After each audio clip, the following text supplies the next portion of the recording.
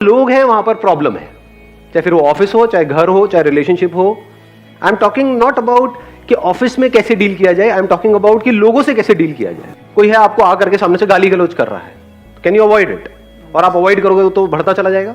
ऐसे होते नहीं है लोग कि आपका मजाक उड़ा रहे हैं और यू आर अवॉइडिंग इट, और वो और पावरफुल होते चले जा रहे हैं, वो अपनी सारी हदें पार करते चले जा रहे हैं। तो वहां पे अवॉइड नहीं करना है, उनसे लड़ना है।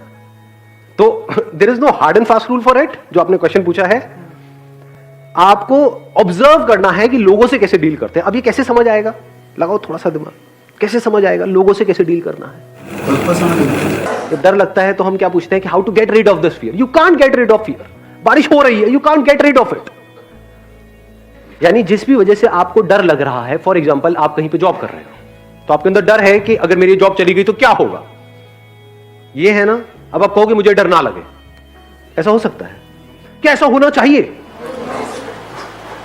या वो डर लग रहा है क्योंकि कोई ना कोई रीजन है, जैसे कोई बीमारी होती है उसकी वजह से कुछ सिम्टम्स आ रहे हैं बॉडी के लेवल पे, होता है नहीं होता है? मतलब जब कोई अंदर बीमारी होती है, कोई बैक्टीरिया है, कोई वायरस है, उसकी वजह से कुछ हो रहा है बॉडी के लेवल, स्किन के लेवल। अगर आपका एक्चुअल में माइंड तगड़ा है, एक तो ऑप्शन ये है कि आप बोलो कि ये ना हो, या ये कैसे जल्दी से ठीक हो जाए, मुझे ये बिल्कुल अलग हो। दूसरा है, अगर आपका एक्चुअल में माइंड तगड़ा है तो आप उसके कॉज तक पहुंच, क्या हुआ जो हो सकता है उससे बिल्कुल अलग हो जो अभी दिख रहा है सरफेस लेवल पे।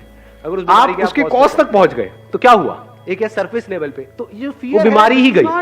अगर उस बीमारी के आप कॉज तक पहुंच गए तो दिस इज अ सिम्पटम। एक है सरफेस लेवल पे, तो ये फियर है, this is not the cause. आपके पास में पैसा नहीं, this is a symptom. Cause क्या हुआ? Fear. Cause is something else. Fear अपने आप में कॉज है, fear is a symptom. For example आपके पास में पैसा नहीं है तो कॉज क्या हुआ? Fear. You need to think, fear अपने आप में कॉज है, fear is a symptom because you don't have money.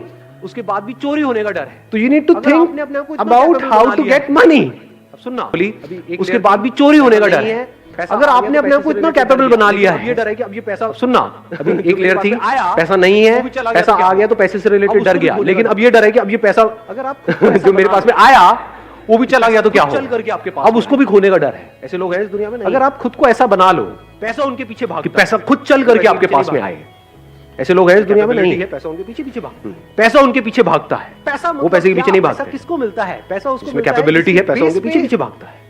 अगर आप जॉब, पैसा मतलब क्या? पैसा किसको मिलता है? पैसा उसको मिलता है जिसके बेस पे, अगर आप जॉब कर रहे हो तो पैसा किसको ज्यादा मिलेगा?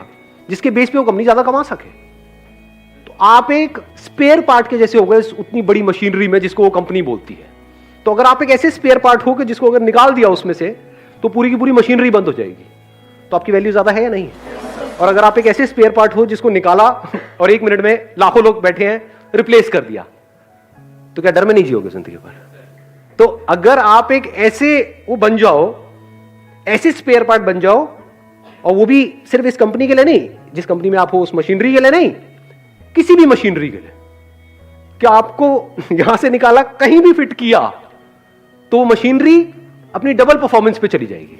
मतलब आपको इस कंपनी से अगर निकाला भी उन्होंने, आपने खुद ने अपने आप को, और आप कहीं पर भी और गए तो वो कंपनी डबल रेट से ग्रो करने लग जाएगी।